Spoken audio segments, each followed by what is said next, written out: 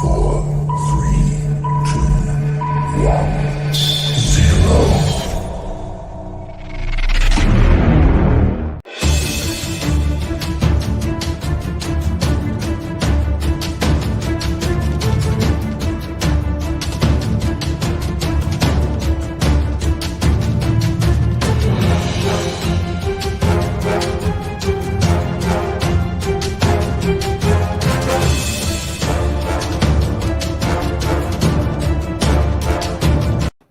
Hello, hello, hello. Good morning in Malaysia and a little bit later in Australia.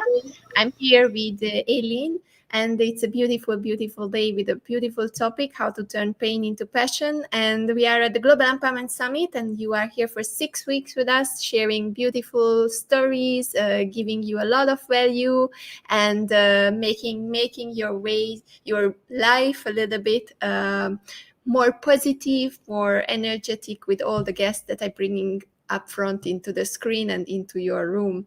So hi, Aileen, how are you today? Inviting me.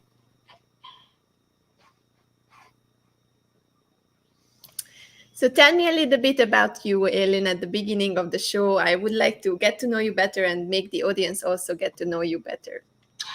Well, a little bit about me is that at the moment what I'm doing is to help women in transitions about empowering them to be more confident to how to navigate their next phase of life. But before I got into this space to be a trainer, to be a speaker and a coach, what I have been doing was really running my own business, my own manufacturing and export business that my husband and I have started over 30 years ago.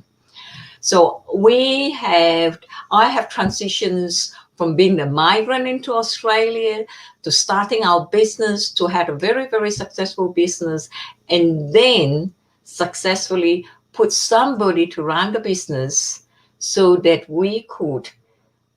I could move and help other people. But what I'm really passionate about is helping women and you to find a voice so that they can have the confidence to be the leader, to live a life that is with passion, that is with everything that is meaningful to them. So that's what I'm passionate about, helping people in transitions and not having the pain. That's a beautiful purpose and a beautiful cause to help other people to build their own work and business, and especially women, they need a lot of help. And I heard even in Australia that's now something that is becoming more and more important, to give the women some voice, and I heard that it's coming up and up more and more in your country. Can you tell us a little bit more about you as a person? Because before we deep dive into your profession, I would love the audience to get to know you better. Like, what's your favorite food? What do you do when you wake up? How do you relax? Tell us a little bit about the real Aileen.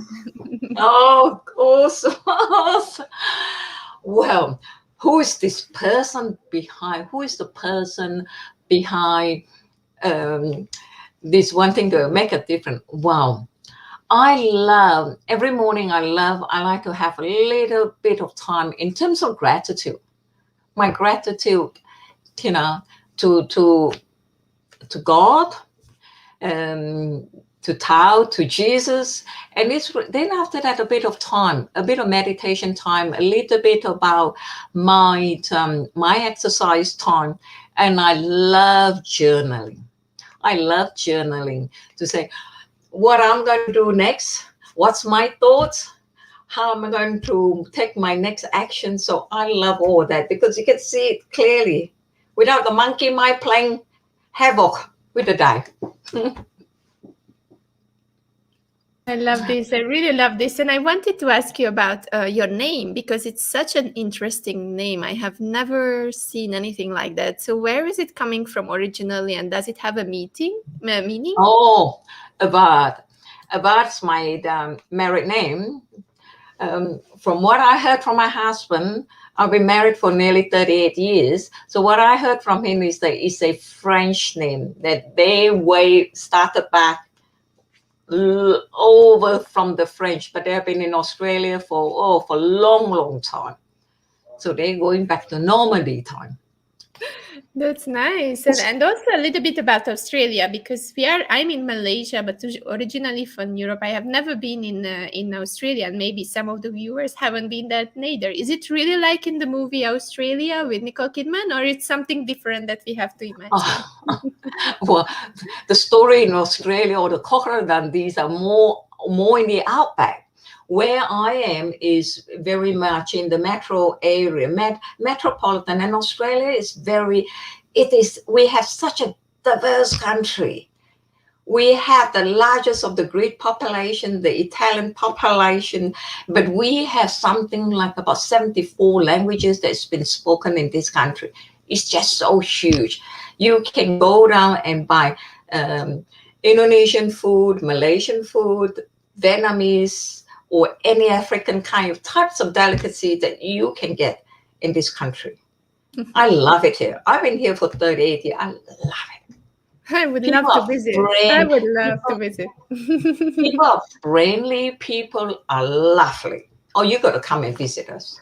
I will. I always tell that our common friend Edward Zia is sponsoring Australia, because he sent so many speakers from Australia to this summit, and I'm so thankful for him. And if you look out for someone who is building amazing communities, then you have to look out for Edward Zia, because he is doing an amazing job. So Totally. Aileen, let's go back to you and everything what you do. How did empowerment came into the picture? What was the thing that inspired you that you want to focus on this area? About empowerment of other people. Well, if you do not empower other people, you end up doing everything yourself. And for something that is very close to me, I always see a leader in the person. And I would like the person to be able to stand on their own 2 feet. So empowerment is about helping them to be independent, helping them to have a voice, helping them so that, and trusting them that they have the wisdom to make the decisions on the betterment, or whether it's within the company, within the community, or within the committee they're in. And so empowerment to me is making them be the leader so that they can take the action, so that they can truly serve either the company, serve the team, or serve the community or the committee they are in. So that is why I always advocate for people to be the leader and trust them. So that is why I love empowerment. And when a load is shared, you don't end up carrying the load. And that's something beautiful, that it's not exactly, I mean, it's for yourself, but it's also for others at the same time. So there's a very beautiful synergy here. So if you empower others, at the end, you empower yourself. And if you empower yourself, you can empower others. So it's working vice versa, right? That's right. Beautiful. So let's go to the title. We said we will talk about turning pain into passion. How does that happen? What are the steps? What do you mean with this title? Tell us a little bit more about this. How did I actually came with the topic of pain into passion? And my very first project was always about helping people to find the voice, find their confidence. Because if they don't have the confidence, they'll always live in pain, they'll always live in fear. So therefore, I'm always such an advocate for people to find their confidence within themselves. How I got onto this journey was because as a kid, I was terrified of putting my hand up. And I live in fear, and I live in the mentality of missing out, because I love to participate in life and I could not do that. And how, sometimes when you have your own pain, you keep it to yourself. You don't show it to the world. But it came to a point where the pain is no longer acceptable, when enough is enough. And that was the time when my kids was, they gone to school, they wanted to participate in activity, but they were terrified in putting up their hand. It was something that I experienced as a kid. So it was in that moment when they did not dare to put up their hand, and I saw their pain when they said, Mom, I didn't dare to do it because I was too scared. It was at that moment I said, enough is enough. The pain in the family cannot continue on. We're going to do something. I'm going to do something. And since then, why it have become a passion is because I don't want other kids to suffer. So I start, after I have my confidence, I start training young people to develop their confidence. And it's become such a passion. So that's why I'm on that journey, turning the pain into a passion. That's beautiful. And there is also some wisdom nuggets here about how you can create a different kind of future for your children, right? Than you had. And it's really interesting because we just finished the workshop with Piero, and he was also telling an amazing story about how the universe is tricking him by giving him 3 sons so that he can make it better. So that he has a chance to correct whatever was happening, and then to practice 3 times with 3 boys. And it's just an amazing thing that it's also empowered you to create something for your children and also for other young people, so that they can avoid all those things, or that at least they don't have to go through the pain, right? That's right. That's right. Something interesting. Let's talk about the pain, because pain can be different and everyone is facing it totally differently. So what would be the first step when you have this pain? Because some people are stuck in that state of having the pain, and it's really hard to get out of it and to do the action, what you said, like really do the steps. So how would you conquer that? How would you encourage people to get out of that state and get into another one? Well, like you say, pain is a different level of degree. Some people have high tolerance for pain. Some people have very short feel for pain. And for me, when somebody is in pain, if they're by themselves, unless they know they're in pain and they want to make a change, there's nothing you can do for them. It is a choice within themselves. For me, I never had to do. I do not have to break out of my own pain cycle, out of my fear of meeting people. I didn't have to do that for myself. I just hide away. But when my children came along and I saw the same thing happen to them, it was then I make a decision, enough is enough, because I didn't want them to suffer. So likewise, when people are in pain, unless they are aware, unless they make a choice, unless they make a decision, they will remain stuck. So they first of all need to have an awareness. Then the second is that they want to get out of their stuck state. Otherwise, no one can help them. Some people don't even have that awareness. Yeah. It's also that patience, right? Like people have to be patient, because the people in pain, right, they are not aware, they are not ready, for example. But for example, you are a very good friend and you want to help them and you are pushing them, like, go out, do it now, do this, do that. But there's also another perspective to let them be and to, carefully be around so that they don't hurt themselves and they don't do something very serious. But make sure that you are not guilting them or judging them or making them feel worse by pushing them and not waiting for the time when they are ready, right? Very, very good question. I always believe when there are people when they are ready to be helped, a guide will turn up for them. But then there is also another type of people. It's almost like you can lead a horse to water, but you cannot make them drink. You can't make the whole story. And I have seen many people, they're like that.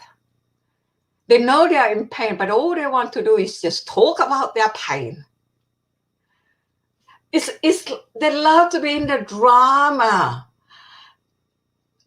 I have this thing. I will hear your story 1 time, 2 times, 3 times. But if they do not want to do anything about it, I don't want to talk about the same story. Move on. Move on. There's so much. And sometimes this is me giving them the space. This is me being very respectful of the space they choose to be in. There's a lot more people out there could do with our time and our help. And that is why I'm out there in Women in Transition. And that's why I'm with you in the Global Empowerment Summit, because there's a lot more people who would love to be helped. Beautiful message, beautiful. Let's go further. So we are there, we are already aware of our pain, and we want to do something about it. So what's the next step? Like, should we reach out? Should we read some books? Do we need a coach? How do we start if we realize that we have a pain and we want to change to a better state? Some people, they want to change. They can either listen to a podcast, they can either listen to a book. All this is good. But sometimes, even with books or with podcasts, you may not be able to get the result as quickly as you want if you're attending a class, or if you have a guide, or if you have a coach, or if you have a mentor. They can speed up that process for you. And that's why in some country where students they go to school, they even then have a tutor. Because to have a tutor is somebody that the tutor will guide them and help them to get the extra 20, 30, 40% mark. So usually they will get a better outcome. So likewise, reading a book or listening to a podcast can get you somewhere. But if you have a guide, you got a tutor, you got a coach or mentor, you just speed it up. You can get a return 20, 30, 40% more. So now with me investing in a mentor, I just realized, have I realized about this years ago, I would have done it years ago. And now my advice to young kids, if you can afford it, get a mentor so that you can get the result quicker. Yeah. And So I love what you're doing. I love what you're doing, putting up mentors for other people. I just love that. Yeah, it's a beautiful thing to have all of you together, more than 200 speakers, and it's just so powerful. I mean, every single session, I'm like doing this. Last week we had 40 sessions, and this week we will have like 50 live sessions, workshops, and everything. And we learn so much. Hats off to you. Mine is on, but yeah. It's so important. Your work is important, and I just want to highlight to the people that there is always a way to come out, because there are so many people like you, Aileen, and it's just the only step that is missing to be the only difference between a person being in pain and not being able to come out of that state is that they don't reach out, or they don't have this kind of wide open range of beautiful experts in front of them, just like this, that okay, I can pick Aileen, okay, I can pick Derek, okay, I can pick like Piero, or I can talk to Sheila. So all of what I give is just like a big palette of beautiful experts who are already doing amazing job, and I just make them available and accessible. That's the thing, because people need to know about your work, because that's the situation today. People need coaches. So thank you very much for being on board. It's really a pleasure. No, thank you so much, Andrea. I just want to say to thank you for putting on this space. I think you're just doing an incredible job in providing this space for so many people, for people all over the world, for people who wants to give, for people who is in need, for people that who do not know but curious. They're saying, I'll check it out. So thank you so much. You create a platform for people who wants to give and for people who's in need. So thank Exactly, to give to receive, right? you. Yeah, That's what that's it's all right. about. So you have a comment from Suraya. Hi Suraya, she was also there at the workshop. So agree, a physical teacher coach, they are able to give feedback or opinion if you are on the right path. Some form of validation is important. Yes, absolutely. We must be able to validate somebody. We must be able to guide them on a path that is suitable for the person. Yes. And something is also very important from you, Aileen. You are working with young people, and as we are at the summit, which is focusing on generational communication, intergenerational communication, and bringing the young and the wise together. So, what would you say? What is so different with young people? Why is it different to work with them? And what do you do when you are? What do you do differently when you are working with young people and when you are working with wise people? Well, working with young people is such an opportunity to shape their world at a formative age. And if you give them the voice, you give them help them to nurture the leadership in them and the confidence in them, you set them up for power. Because when they have the confidence, they don't no longer feel insecure. When people are insecure, they act out in two ways. They end up either being a bully or they're being bullied. So we can stop that at that level. So they'd rather be a leader that guide and lead. So that's why working with young people is such a rewarding level. I love working with them on that. Working with a wise is that together you can create a synergy with you tap into all their wisdom of their age, of their wisdoms, of their experience of life. You tap into their wisdoms and you bring it together to help to solve maybe a global problem, maybe a community problem, and you can lift everybody up together, because together you're a team. When you're one person, you don't have that weight, you don't have that strength, but together you can lift them. Together we rise, right? Together we rise. Yes, that's it.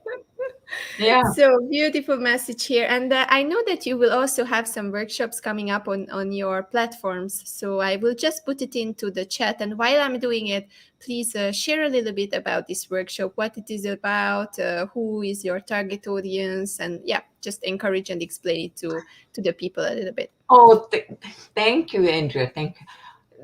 This workshop that's coming up next month is for women in transitions, whether it is them transitioning in their career, to navigating their next phase in life, or whether they are in what the men call the midlife crisis. So it is about helping them to say where to next, how to manage their emotions, and don't not, because a lot of them feel that if they want to start something new, this important imposter syndrome seems to pop up, or they're in either overwhelm and confusion. All of these, just realize that emotions is emotion. If you don't have emotion, you're dead. It's okay to have emotion, because passion is emotion, life is emotion, love is emotion.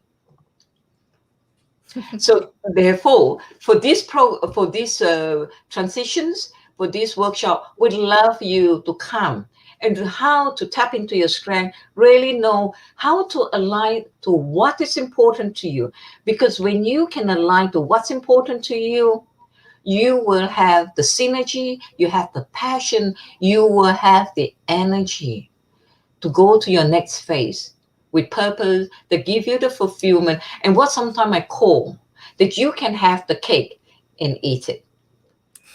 You can have the fulfillment and you can have ambitious as well. And I love your analogies and all these sayings like with the horse, that was the first one that you did, and then again with the cake. I just love these things. So if you are rewatching it, dear audience, you will learn some very nice expressions in English that you can already put in your bag and take it with you and use it in the future. So beautiful thoughts, Aileen. There is one more thing that I would like to ask before we just close this conversation, and I will give the stage to Geeta coming up. So the thing is, what would be your message to the people who feel stuck today because of the situation we are in? Everyone is so impatient about being at home. And I know in Australia it was really tough, just like in Malaysia, for the people to be always under lockdown and not being able to go out. So what would be your message to the people, how to deal with it, and what are some basic tools or tips that they can do to survive this period and be patient enough until it's opening up? Thank you very much for asking how to survive, or how to continue to nurture your mindset, your mental health. The situation is that we cannot change. The only thing is how, instead of reacting, is how you manage yourself. What is the one thing that you could do? If you love cooking, do cooking. What is your strength? If your strength is about sewing, focus on your sewing. If you do not have any of that, maybe do journal. Maybe plan, what could I do next? Maybe I could say in 3 years' time, what would be my goal look like? Start taking steps towards there. Have a little bit of a distraction. And that could be one of your survival technique for yourself. The other thing is that maybe there's nothing you could do, but maybe what if you were to enrich yourself? Maybe sing a song, maybe just do some exercise, maybe. All this is just a little bit of the maybe. When you can have the little bit of a maybe, you take away all the necessity of you got to, you have to, that why can't they do it? Just use maybe. Just give yourself a little bit of trying something new. Because if you never try, you never know.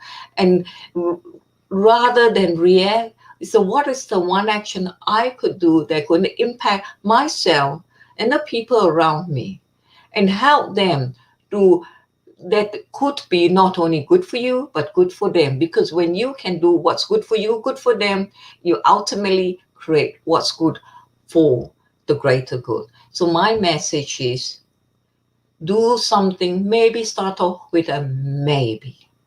You may not have certainty, but just a maybe. Even sing. Even if you think you're not good, sing. Maybe. Dance. Maybe. I hope that helps. That helped a lot, and already we can dance. At least with the song in our heart. Thank you very much, Aileen. It was a beautiful 30 minutes with you. I'm really thankful. If the audience would like to connect with you, then they can find you on LinkedIn, and they can just connect and write that you saw Aileen at the GES, and she will accept your connection request, I'm sure, because she knows that you're coming from a right place. Thank you very much, Aileen. It was an amazing 30 minutes, and we will come back with you and with another surprise guest very soon this week. Thank you very much, Andrea. Thanks for inviting me, and I will see you soon. So thank you very much. Thank you. Goodbye. Have a beautiful day. Bye-bye. Bye-bye. See you.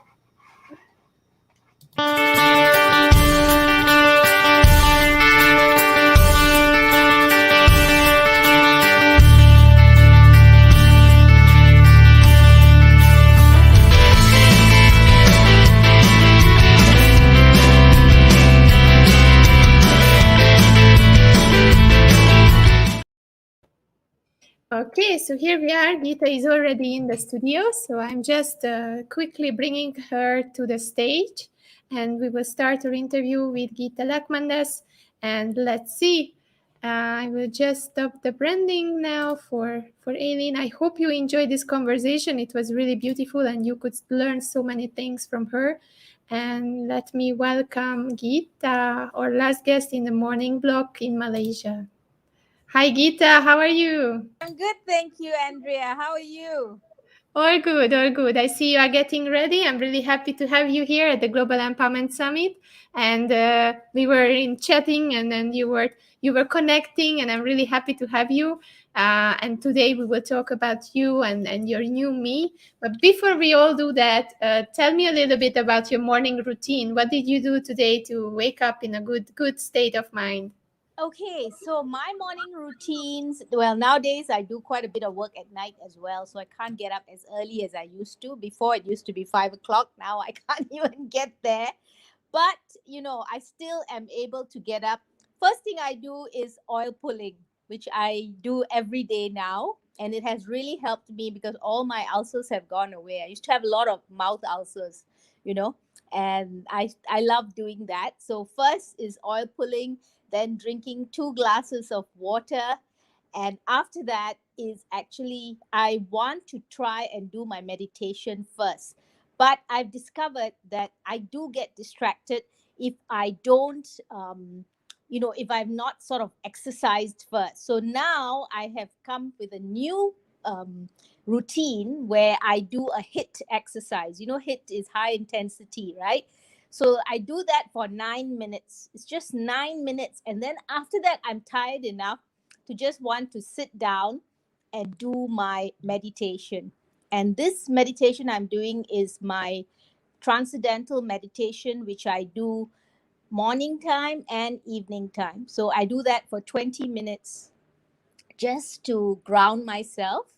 And, it really sets up my whole day after that. And you can hear some of the meditations of Gita. It's already up on our GS TV, and I will also put one up next week. So you will hear her for 15 minutes, and you can go through this meditation. And I can assure you, her voice is super calming. I'm always hyperactive, and whenever I'm listening to her meditation, I just get in a different state. So, Gita, let's just talk about a little bit more about you as a person. So, what do you like to do? What is your favorite food? What is your favorite place in the world? What would you like to see in the upcoming time when travel will be allowed? I really want to go to Bhutan. That is a place that is on my bucket list for such a long time, and I still haven't made it there. So that is be one of the best places. And the other one is Turkey, where I want to go to Cappadocia and also go on the hot air balloon. I'm really excited about that. So that's for the next 2 to 3 years, hopefully. And then after that, I'll probably have another few other places that I really want to go. I want to go to Greece. I want to go to Santorini. I've not been there too. Oh, that's beautiful. Santorini is amazing. That I was there once, and yeah, it's worth to go, and it's a beautiful little island with Mykonos, Santorini, all those are things on my bucket list, honestly. beautiful, beautiful. So we know that you transitioned. I know you for a while because we are doing together some things, and you are in the entrepreneurship group that I'm leading. And I'm really happy to see you develop and enjoy life a little bit more better, to slowly finding your path, and then seeing you blooming. It's just such a nice experiment. So tell us a little bit more about the new you, and where did it start, and what's the first step, and then how did it develop? Okay, so I think that if I had to describe myself, I would say that I evolve a lot. Okay, and I'm evolving based on what I am intuitively seeking. And I think that what I'm intuitively seeking is just to be happy, to be fulfilled, to find my purpose in life. Finding my purpose has always been really a big thing for me. And quite honestly, I have changed that quite a bit. I mean, I have, I'm very fluid. And I always feel that because I meditate, I am being given messages, and I'm being guided all the time. So I change accordingly. So in August this year, for example, I suddenly felt, because before that, I was really on social media everywhere, trying so hard to be on Instagram, trying so hard to be on Facebook, and every day feeling the need to post something, to say something. But after August, something inside me was telling me, you don't have to do all this. Don't do it if you don't feel like it. Because anything that you keep doing, and then you suddenly feel, oh my God, people want to hear from me. People want to know my views on this, And there's a part of me that just didn't want to do that anymore. And the more I meditated, the more I feel very connected. For me, when I meditate, it's like I'm talking to God, or God is talking to me, whichever way you want to see it. And I felt God was telling me, you don't have to do this anymore if it's not making you happy, if it's stressing you out. So that's exactly, on the one hand, I wasn't sure, should I listen? But then I've always realized that that is my connection, and that is my guide telling me, now is time for you. You can stop doing that and just get on to your next phase. I didn't know what the next phase was, but I said, okay, just let's be fluid and just listen and try and respond accordingly. You said that, right? Don't react, respond. So now I've become a lot more calm when I get messages like that. They don't phase me, and I think, oh no, what should I do, or anything like that. I just say, listen, I'm sure the next step you will be guided as well. Okay, so, and when I did that, I realized that I was so much happier. I didn't know what my next purpose in life is, but I just sort of am tuning in to whatever is happening to me. And it did come up because I suddenly got the opportunity, and I wasn't even sure, is this the right thing? But I thought, okay, experiment, try. I was given the opportunity to run a community group, which is what I am now doing. And to be totally honest with you, at that time, I didn't even know what that community living was about. So it was a new area. But I'm always one for a challenge, okay? And since I was given this challenge, I said, okay, let me try and see what happens. And it has actually been a beautiful experience. I've gotten to know so many beautiful new people. I've made friends. And more than anything, I have now got projects in this community which I think are going to lead me to my purpose.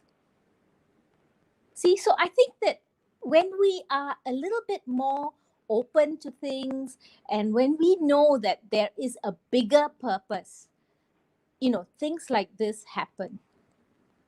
And I would like everybody to understand that this requires a big mindset change.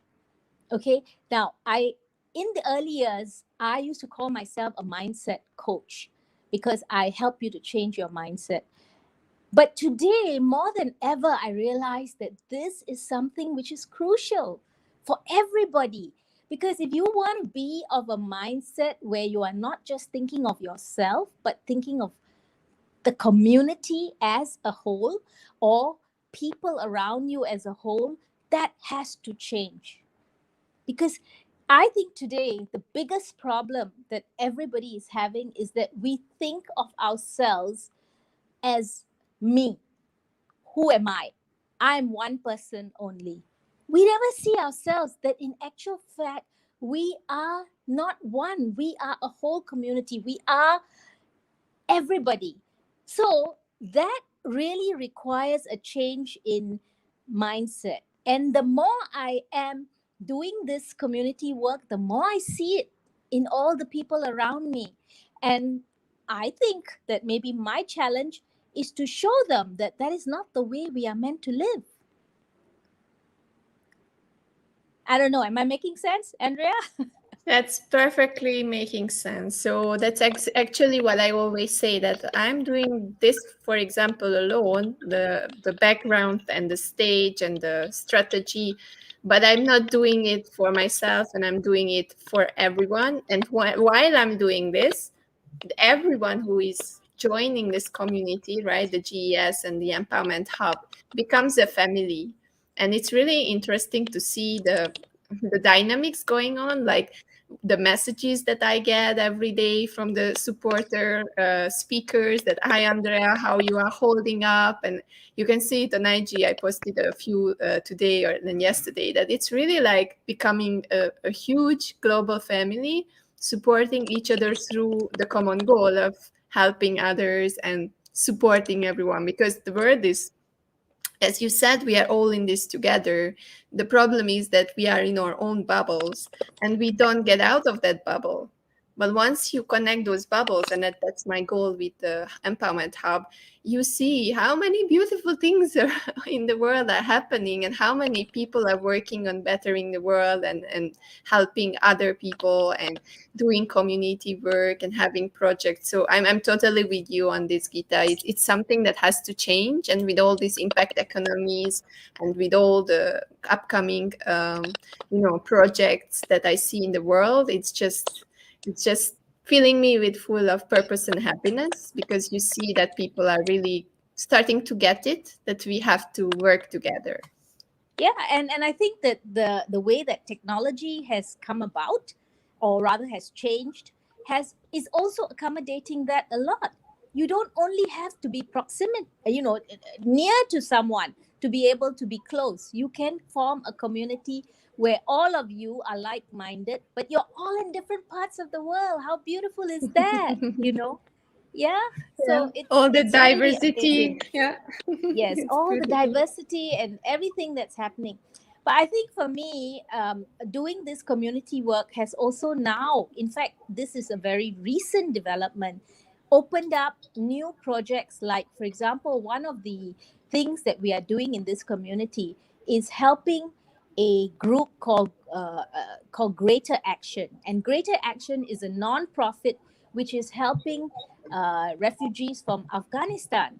So my actually work, as far as this is concerned, in the beginning was just to teach these Afghanistan refugees English. And some of them are so enthusiastic, and we have become such good friends that I really care for these people and want to see them succeed. The Malaysia unfortunately does not give them any status at all, but many of them are waiting to be called by the UN to relocate to places like Australia and Canada. And, I suddenly can see that I can help them to make sure that this transition is going to be that much more smooth by helping them to speak English properly. And because they are so enthusiastic themselves, my heart goes out to them, honestly. Really, I'm so thrilled about being able to help them in this way. And Cobra and Hardy and Arya, I hope you're listening, because if you're listening, you'll know that this is for you. We really want to help you all to get where you want to go. Oh, it's beautiful. It's beautiful. There are so many communities who are a little bit outskirt, who are not having statuses, who are going around and pushed around, and they cannot go back to their own homes. But at the end, they cannot arrive where they are arriving. So it's kind of like in between things, and it's just always gives me it always gives me this feeling that we are taking everything granted, because once you don't have the home, once you don't have your country, and some of us felt this while we were stranded out of, for example, of Malaysia, it's kind of giving you back the reality that, hey, it's not so simple. Some people just cannot do that, and we were so upset by not being able to get back to our homes. Of And then course, you yeah. can think about it, that how is it for them who really are in this That's right. I situation. think that we have so much to be grateful for. And whenever you partake, or when you speak to these people, you really realize that all the more, because you realize how much how good you have it, that you don't have to think about all these things. They have been taken out of their communities, they have been abused, they have suffered so much, so it is really in our interest to help them in any way we can. That's a beautiful, beautiful cause. And how can people join in? I know that we are in Kuala Lumpur, so you're doing this community work in Kuala Lumpur. How could people support you? How could people join into the project? What are the things that they have to So, do? well, I'm not the one who heads this. There's a beautiful lady called Julie Das, but I'm trying to help her because now that I've had connection with many of them, the cause has become that much more pertinent to me and more interesting. But what we are trying to do now is they have 2 or 3 sections, okay, where one of their section is to create, because they are very talented, so they create like products and clothes and beautiful things, handicraft and everything. And then they also bake and they cook things which I'm very relevant to me as well. So these are the areas that we are trying to develop for them, so that they can make their own sustenance. They can create an income for themselves, and to let them have a life here in Malaysia where at least they can pay their rentals and things like that, because the government's not helping them, right? So I am trying to, there are a few, like for example, there's a Ween Bazaar. Ween is a very big group, right? That Yes. is coming up in December. And Ween is very, very good to all these kind of groups. Non-profits get to take part in the bazaars at half price.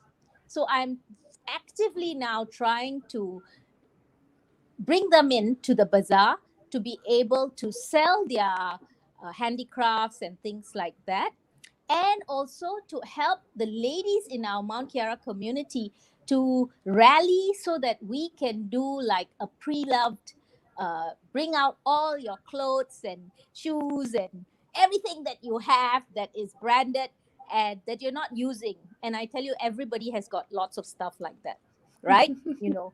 Let's do a And Marie Kondo all over and give everything to Geeta yes, and the yes, take community. it out and we give it and we sell it at bazaars like these. And then the proceeds of that will be given to this community. So that is the my new idea for December, and for Christmas I'll give to them. Beautiful, beautiful So cause. that's what I'm working on right now. And let's talk about a little bit about your community itself. So you have a lot of projects, but what is the community about? You talked about Mount Kiara. If people are watching us from other parts of the world, Mount Kiara is one part in Kuala Lumpur, a little bit further from the main city. It's a very nice community. So what is the community about? What do you do when you meet up? How often you meet? Okay, so the community started, of course, during COVID. And because it started during COVID, it was a time when everybody was feeling a bit frightened. There's a lot of fear, right, going on as to how long is this going to last? Are we going to be able to go out and have our lives and all that? So we started it just to make it convenient for people to be able to stay at home and yet get all their essential things. So it started off as a buying community where we would buy from smaller suppliers and things like that for good prices. Everybody was suffering right at that time, and still is, So I was just helping to actually helping everybody to get their essential goods and products, and without having to come out at all, and without having to communicate face to face, basically. All right, because and we had a way to do it was strategically, because we all live proximate in proximate areas close to each other. It was easy for all the items. The suppliers would bring everything to one place, and everybody would then congregate and pick up their stuff from one place. So that means they also saved on delivery. Although delivery is very big right now, many people want to save money in any area that they can, right? So we did that by having a one, and I found that this was working very well in places like China, where you have these suppliers who will supply to just one area, and then people come and pick up their stuff. Now, I'm not saying it's an easy thing to do, and we've had tons of challenges trying to implement that, because we are also, many people are buying things which are frozen and stuff like that. So they have to come and collect their stuff, and not everybody is free all the time, right? Many people work. But we have actually been able to work with that, and of course we help each other, and this is where community comes in. I have been able to help so many of the ladies who, or men, we also have men, sorry, yes, we also have men who don't drive or who don't have transport, by connecting them with other people close to them who live so those condos that live close to each other, they really want to help the others. So in the beginning, it was a bit difficult, because people would be saying to me things like, "Oh, you mean I have to come out and give this to them?" And I realized that, again, it is that the way that they look at things is always me, me, me. I am only thinking about me. I am not thinking about anything else, right? And why should I make myself available? But as we are starting to do this more and more, I am realizing, and I'm slowly giving them, can you help this person? I mean, it would really be great if you could help this person by not delivering to them, but they're just 2 minutes from you. Would you be able to connect with them? What does that do? What it does is that you make a new friend, right? Plus the fact that you start feeling happy that you are able to help another person. Now, this doesn't come naturally to many people. We may think it does, but it doesn't. And this is where the mindset change is so important. But I've realized one thing from the time 2015, when I first started feeling this way, and I was starting to do meditation and all. When you start going inward, right? When you start connecting with your higher self, when you start feeling the presence of God in your life, or whatever you want to call it, the universe, God, it's your way of looking at it, right? You will feel this so much more. It will give you so much joy just to be able to do these kind of small things with people. And having said that, I want to say one more thing. In the beginning, when I was on social media a lot, and in so many different groups, I thought that, okay, I'm going to make my million. I give myself 2 years to make $1 million. And then after that, I've done it and everything, then I can do other things. Well, it doesn't work that way. Okay, because I realized that when I actually took the focus off the money part of it, the financial part of it, and why are people so financially wanting to make that? Because that's how people look at you, right? You're only successful if you've made money, and you're in that. People are looking at you in that way. But when I took the focus off that, maybe I'm lucky because I didn't really have to think about that, because it's not bread and butter stuff for me. Yes, but I realized that I'm looking at this wrongly, And when I started thinking more about how I can benefit more people, I've realized that all the other stuff comes with it by itself.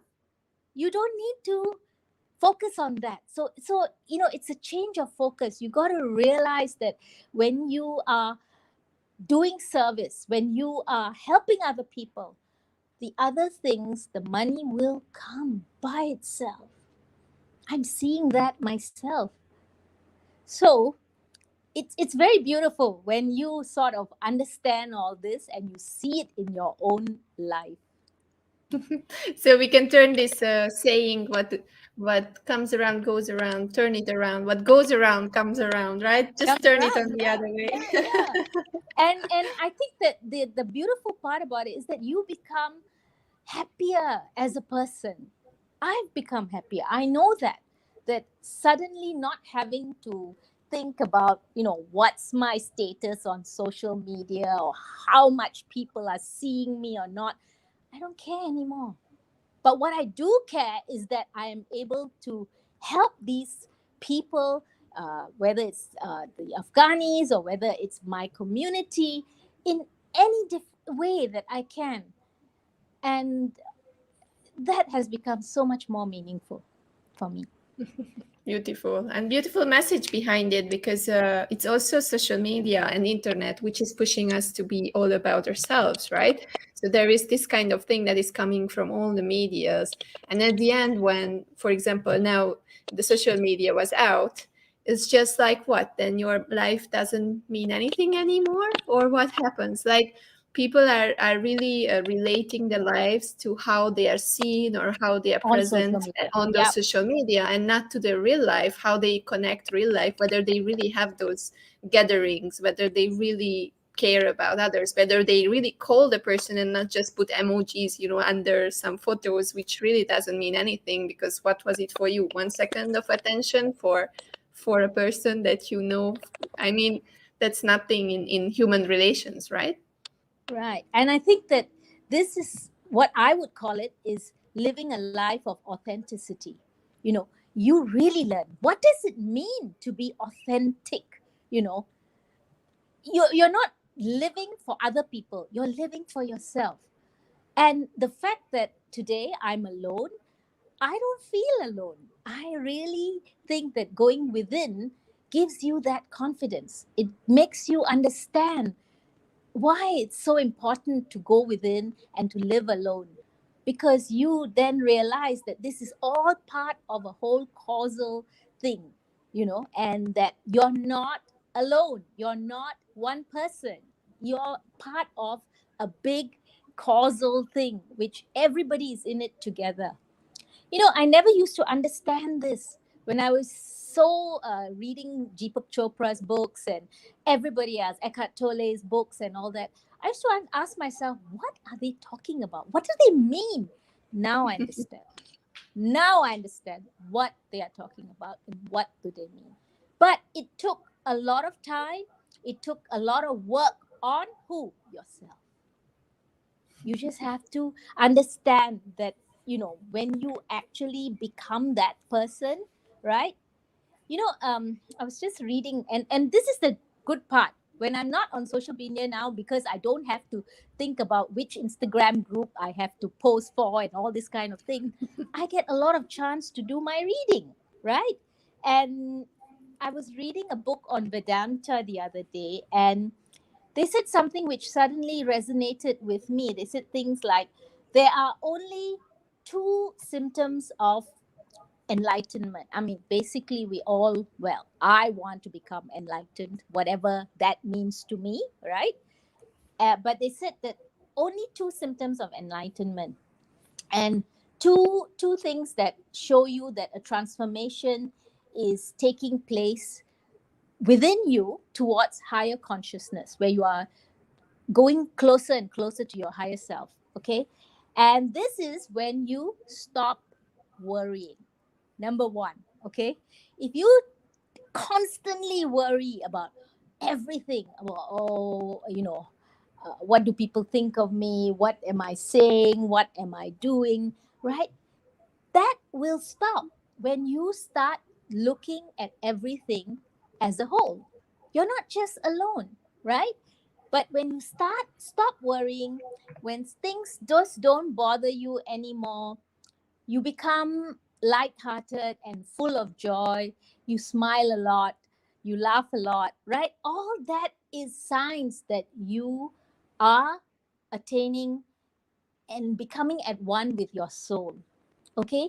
And the second thing is when you start encountering more and more synchronicities. I love that word. Okay. Because I see it, you will see it in your life. Suddenly everything, every question that you're asking in your head, or you're saying, oh, I need to do this, or I need to do that, and you see that it will gel, it will come together. And we've all seen that, those of us who spend time with ourselves, right? Suddenly all these synchronicities will come about, and they're not coincidences. They're just showing you that you are all in this together. That's all. So I will leave this conversation with all that we are all in this together. And I'm really loving this conversation, Geeta. Thank you very much for your support, and thank you very much for the meditation exercises. So if you have time in the morning I've got a sessions, few more, okay, to give you. It's just that yeah, I've been just keep so sending busy it to with me, things. and Yeah. I will make it available for the people. And really thank you very much for this today's session before lunch. I wish you a beautiful lunch, and thank you very much for being here, and thank you for the audience, Jagatis and Darpan, who was listening, and whoever is watching it later. Please, it's all about you and how you benefit others, because that's how we grow together. Thank you very much, Geeta. Have a beautiful day, You and too, see you and very thank you soon. everybody for listening. Those of you who are here, right? Really appreciate that. Goodbye. Bye-bye. Bye-bye.